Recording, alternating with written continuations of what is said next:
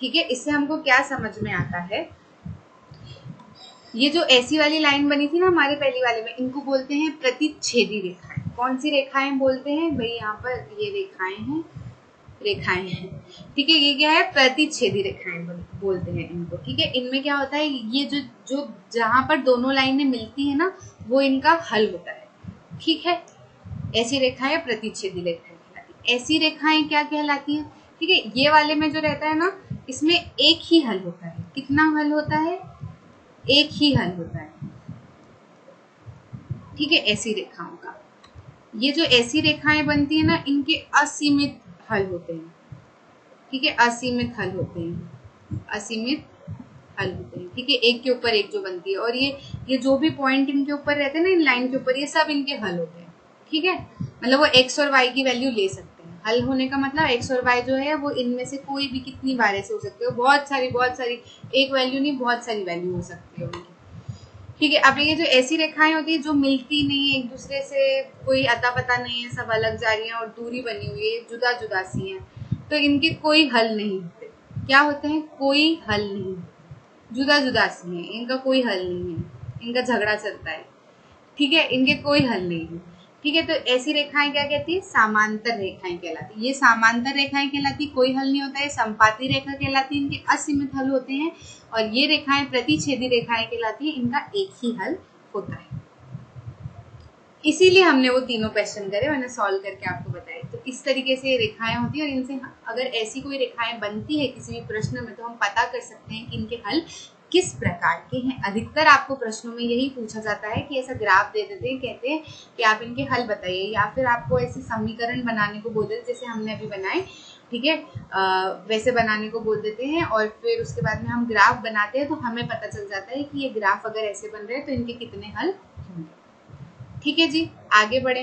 संगत और असंगत सिस्टम। देखो, संगत और असंगत सिस्टम क्या होता है, रैखिक समीकरण एक युग्म जिसका कोई हल नहीं है को रैखिक समीकरण का एक असंगत युग्म कहते हैं। रैखिक समीकरण जिसका कोई हल नहीं है, कोई आंसर नहीं मिल रहा है हमको एक्स और वाई का, वो क्या कहलाता है, असंगत। ठीक है, इसमें हमको पता नहीं है कि एक्स और वाई क्या है, नहीं मिल पाता हमको। अच्छा, कौन से जो होते हैं जिनमें हमको हल नहीं मिल पाता, याद आया। ठीक है, तो ये जो रेखाएं होती है, कौन सी रेखाएं कहलाती है, समांतर रेखाएं कहलाती है। तो समांतर रेखाएं भी क्या कहलाती है, असंगत, इनके कोई हल नहीं होते। अगला क्या बोला है, दो चरों में रैखिक समीकरणों का एक युग्म जिसका हल है वो रैखिक समीकरण का एक संगत, जिसके हल होते हैं, ठीक है, उनको क्या कहते हैं, संगत कहते हैं। तो भाई किन किन रेखाओं, तीन रेखाएं पढ़ी हमने, इसका भी हल होता है, और जो एक के ऊपर एक बनी होती है उनके भी हल होते हैं। ठीक है, तो ये दोनों क्या है, संगत है, दोनों क्या है, संगत है, इनके दोनों के हल होते हैं, इनके दोनों के हल होते हैं। ठीक है, इनमें एक्स और वाई की वैल्यू जो है हम पता कर पाते हैं। ठीक है, इनको संगत कहते हैं, इसको असंगत कहते हैं। रैखिक समीकरण एक युग्म जो समान है, उसमें असीम रूप से कई अलग अलग सामान्य हल होते हैं, जिसे रैखिक समीकरणों का एक आश्रित। ठीक है, ये ठीक है, ये जो है इसमें असीम जो है हम क्या बोलते हैं, हल निकाल सकते हैं, तो इसको आश्रित भी कहते हैं। असीम रूप से हल निकाल पाते हैं, पर हल निकाल पाते हैं ना, इसलिए संगत। इसको आश्रित नहीं कहते, इसको संगति कहते हैं। इसका एक ही होता है, अद्वितीय हल होता है इसका। ठीक है, रैखिक समीकरणों का आश्रित युग्म हमेशा संगत होता है। ठीक है, देखो क्या समझ में आया, एक संगत होता है, एक असंगत होता है। ठीक है, एक संगत होता है, एक असंगत होता है। संगत क्या होता है, संगत जिन समीकरणों का हल निकाला जा सकता है वो संगत कहलाते हैं, जिन समीकरणों का हल नहीं निकाला जा सकता वो असंगत कहलाते हैं। अब हमने क्या पढ़ा, किन किन का हल निकाला जा सकता है, इन तरह की ये ऐसी रेखाओं का हल निकाला जा सकता है, तो ये क्या कहलाती है, संगत रेखाएं कहलाती है। ठीक है, जिनका हल निकाला जा सकता है इसलिए संगत कहलाती है। ऐसी रेखाओं का हल नहीं निकाला जा सकता इसलिए क्या कहलाती है, असंगत कहलाती है। सिंपल सी बात है। ठीक है, बस इसको हम आश्रित और एक और बोल देते हैं, क्यों, क्योंकि भाई इनके असीमित हल होते हैं। ठीक है, बाकी किसी के असीमित नहीं होते, इसलिए सिर्फ आश्रित किसी को बोलते हैं। आगे बात समझ, आगे बढ़े। देखो, इसमें मैं शॉर्ट में बता देती हूँ आपको। रेखाएं एक ही बिंदु पर एक दूसरे को काट सकती है, इस स्थिति में समीकरणों के युग्म का अद्वितीय हल होता है। देखो मैं बना देती हूँ और इनके बारे में आपको इकट्ठा बता देती हूँ। जो पुराना पढ़ा वो भी हम देख लेंगे और जो नया पढ़ रहे हैं वो भी हम देख लेंगे।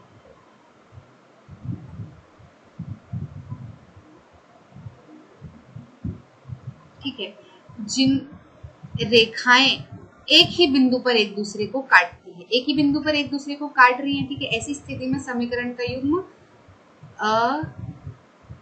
अद्वितीय युग्म कहलाता है। इसको क्या कहते हैं? संगत भी कहते हैं। क्यों? क्योंकि इसका हल है। ठीक है, और क्या कह सकते हैं इसको? बस ठीक, आगे बात समझ में। हाँ, इसका नाम क्या होता है? प्रतिच्छेदी, सॉरी, देख लेते हैं एक बार। प्रतिच्छेदी था कि प्रतिच्छेदी था? प्रतिच्छेदी था। लिख लेते हैं यहाँ पर, क्या है भाई? प्रतिच्छेदी। ठीक है, ये जो है रेखाएं समांतर हो सकती है। इस स्थिति में समांतर का कोई हल नहीं होता, कोई हल नहीं होता। ठीक है, कोई हल नहीं होता, कोई हल नहीं, झगड़ा चलता है इनका, हल नहीं। ठीक है, कोई हल नहीं है, इसलिए क्या है? असंगत है। और इनको क्या, कौन सी लाइन कहते हैं? समांतर। ठीक है, अब जी ये हमारी जीजी हैं। रेखाएं संपाती हो सकती हैं, इनके असीम हल होते हैं, असीम रूप से कई सारे हल होते हैं इनके। ये जो लाइन है इन पे बैठे होते हैं। ठीक है, असीम रूप से कई सारे हल होते हैं। ये भी संगत कहलाती है। क्यों? क्योंकि इनके हल होते हैं।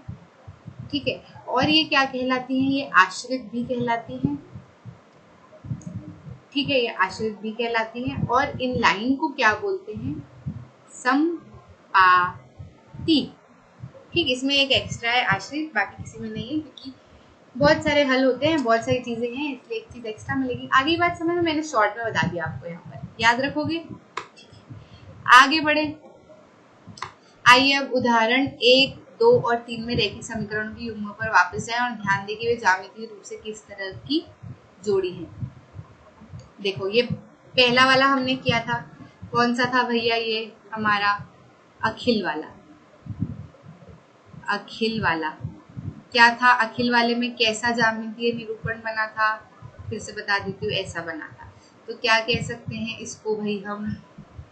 संगत। बोलते जाओ मेरे साथ, संगत। Very good. और क्या बोल सकते हैं? प्रतिच्छेदी। और क्या बोल सकते हैं? एक हल वाली। ये कौन सी, ये वाली कौन सी थी भैया? संपाती। रोमिला वाली। रोमिला वाली थी क्या संपाती? हाँ, रोमिला वाली। ठीक है, रोमिला वाली थी संपाती हमारी, एक के ऊपर एक बनी। ठीक है, क्या कहते हैं इनको? आश्रित, संगत, संपाती, और क्या कहते हैं? एक और, कई सारे हल। ठीक है, फिर ये कौन सी थी हमारी? रेल वाली। ठीक है, इनमें कैसे बने थे? 2 बने थे ऐसे। क्या कहते हैं इनको? असंगत, क्योंकि इनके हल नहीं होते हैं, कोई हल नहीं। ठीक है, और क्या कहते हैं? समांतर। आगे बात समझ, रेखाएं। ठीक है, आगे बढ़ते हैं। अब हम तीनों उदाहरणों में A1/A2, B1/B2, C1/D2 के मानों को लिखना और तुलना करना चाहिए। यहाँ A1, B1, C1 और A2, B2, C2 अनुच्छेद के सामान्य रूप में दिए गए समीकरणों को गुणा। पढ़ लिया मैंने, समझा मैंने। आप बिल्कुल लोड मत लो, कोई अटैक से मतलब क्या बोल दिया A1, B1, B2 क्या होता है, ये कोई परेशानी वाली बात नहीं। मैं है ना जी, मैं ही, मैं बता दूंगी। देखो, जब मैं एक तरीके से बता देती हूँ, बाकी तरीके आपको अपने आप समझ आ जाएंगे। जैसे हमारा पहला एग्जाम्पल था अखिल वाला। ठीक है, ये 2 हमारी बन रही थी। ठीक है, समांतरण हमारे बन रहे थे। इसमें ये क्या है? इनको क्या लिख सकते हैं? इसको क्या लिख सकते हैं? A1x plus B1y plus C1 equal to 0, ax plus by plus equal to 0 की तरह लिख सकते हैं। बस यहाँ पे हमने 1 और लगा दिया, क्योंकि ये 2 है तो हम इसको क्या करेंगे? इसको A2x plus B2y plus C2 के फॉर्म में लिख सकते हैं, बिल्कुल लिख सकते हैं, कोई परेशानी वाली बात नहीं। तो भैया A1 क्या हो जाता है, A1 क्या हो जाता है, 1 हो जाता है, x के आगे कुछ नहीं है इसलिए 1, ठीक है। B1 क्या हो जाता है, -2, और C क्या हो जाता है, C1 क्या हो जाता है 0, A2 क्या हो जाता है 3, B2 क्या हो जाता है 4, और C2 क्या हो जाता है -20। अब देखो हमने ये जो अभी पिछले में मैंने आपको बताया ना पूरा रटवाया था, ऐसे हम क्या करते हैं, अगर हमको कोई सा समांतरण दे दिया और पूछ लिया कि भैया आप बताओ कि इसकी रेखाएं कैसी बनेगी, ठीक है, या कितने हल निकलेंगे, तो हम क्या करेंगे, सिर्फ A1 B1 B2 देखकर ही पता कर पाएंगे कि इनके क्या हल है। अगर A1 by A2 लिख लो, क्या है 1/3 A1 by A2, B1 by B2 लिख लो -2/4, और C1 by C2 लिख लो 0/-20। अगर किसी केस में A1 by A2 बराबर नहीं होता है B1 by B2 के, A1 by A2 बराबर नहीं होता है B1 B2 के, तो वो क्या हो जाती है, प्रतिच्छेदी रेखाएं होती है और केवल एक हल होता है ना। ये कौन सा केस है हमारा, अखिल वाला केस है, ठीक है। कैसी रेखा बनी थी, वाकई में प्रतिच्छेदी रेखा बनी थी। तो अगर ये हमको पहले पता होता तो हम वही बता देते कि प्रतिच्छेदी रेखा बनेगी और एक ही हल होगा। आगे बात समझ में। ऐसे ही अगर हम देख लेते हैं, जैसे हर बार तो A1 by A2 equal to not equal to B1 by B2 नहीं आएगा, कई बार बराबर भी आ जाएगा। तो अगर ये तीनों बराबर हो जाते हैं, देखो यहाँ पर ये जो A1 by A2 B1 by A2, इनसे कंफ्यूज मत होना कि कौन से नंबर लिखे, इनको देखकर लिखे गए हैं।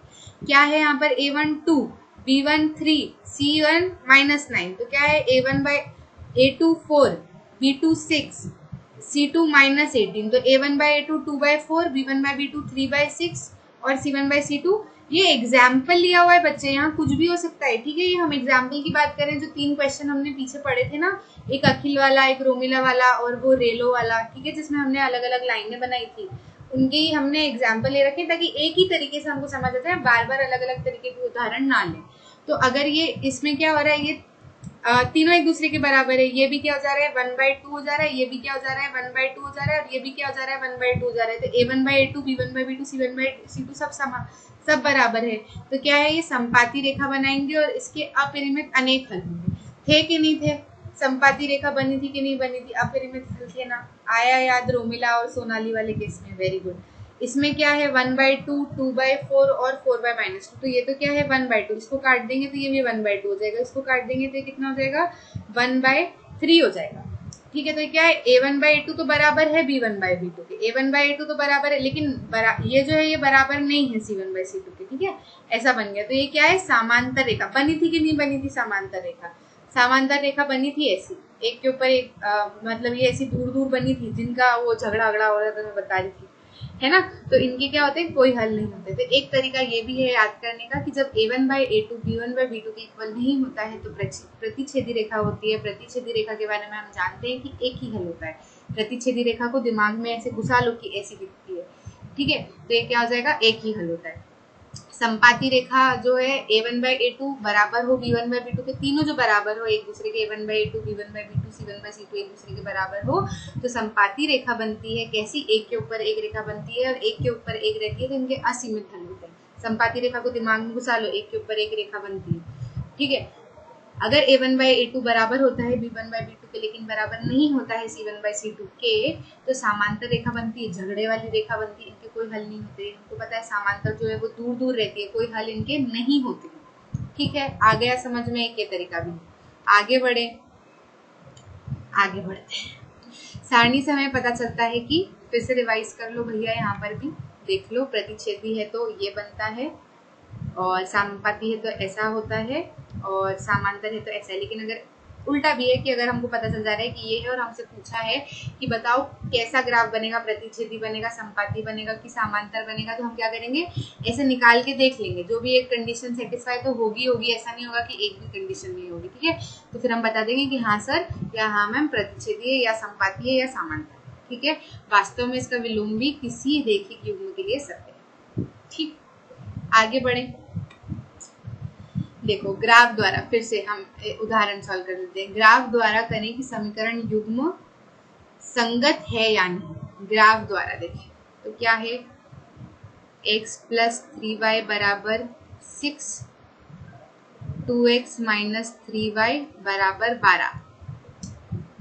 ठीक है, तो ग्राफ द्वारा देखना है तो हम क्या करेंगे, वैसे ही हम डब्बे बना लेंगे, 2 डब्बे बना लेंगे, x और y की वैल्यू निकालेंगे। ये क्वेश्चन आपको सॉल्व करना है, मैं बता दे रही हूँ कैसे करना है, लेकिन कॉपी पेन निकालो और ये सॉल्व करना है।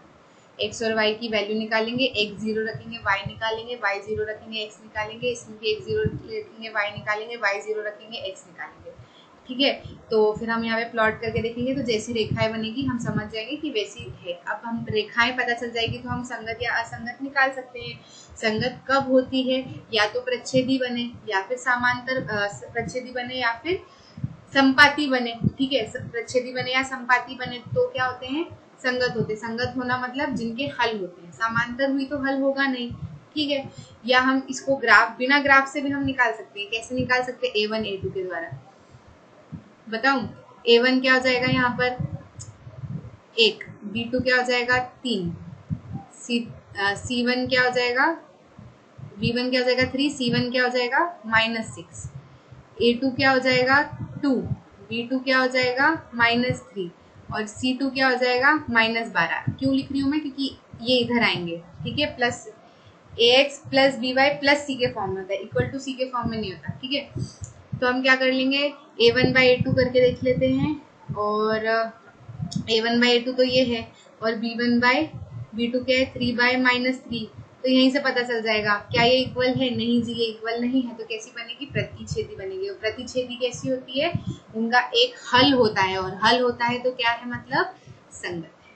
ठीक है, आगे बात समझ में, आगे बढ़े। ग्राफ द्वारा ज्ञात कीजिए समीकरणों के निम्नलिखित युग्मों में कोई हल नहीं है, अद्वितीय हल या असीम रूप से कोई हल है। इसको मैं एक तरीका बता देती हूँ कैसे करना है, सॉल्व आप ही करना। पिछला वाला तो मैंने मना करते करते सॉल्व कर दिया, इसको आप कर लो। बस इसको क्या करना कि मैं इक्वेशन तरीका बता देती हूँ कि इसको समझना कैसे है। अब क्या करेंगे, हमको इसमें लेके आना है ना, तो हम क्या करेंगे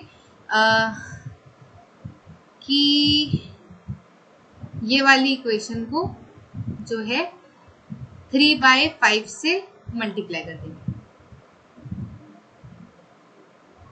हाँ, किससे मल्टीप्लाई करेंगे, 3/5 से मल्टीप्लाई करेंगे। करो मल्टीप्लाई, 3/5 से मल्टीप्लाई अगर हम करते हैं तो क्या है, 5x into 3/5 minus 8y into 3/5 plus 1 into 3/5 बराबर क्या है, बराबर 0 है ना, तो बराबर 0 इंटू 3/5।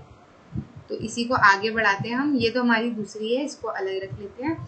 ये कितना हो जाएगा, 5 से 5 कट जाएगा तो हो जाएगा 3x माइनस 24y/5 प्लस 3/5 बराबर 0। तो ये तो ऐसी बन गई, एक जैसी बन गई। तो जहाँ रेखाएं एक जैसी बन जाती है, जहाँ रेखाएं एक जैसी, मैंने सॉल्व कर दिया फिर से, जहाँ रेखाएं एक जैसी बन जाती है इनके सॉल्यूशन भी एक जैसे ही आएंगे, एक के ऊपर एक ही बन जाएगी। तो ये क्या हो जाएगी, कैसी रेखा बनेगी, समपाती रेखा बनेगी, समपाती रेखा बनेगी। तो समपाती रेखा के कितने हल होते हैं, असीमित हल होते हैं, असीमित हल होते हैं। तो हम यहाँ बता सकते हैं कि असीमित हल होते हैं।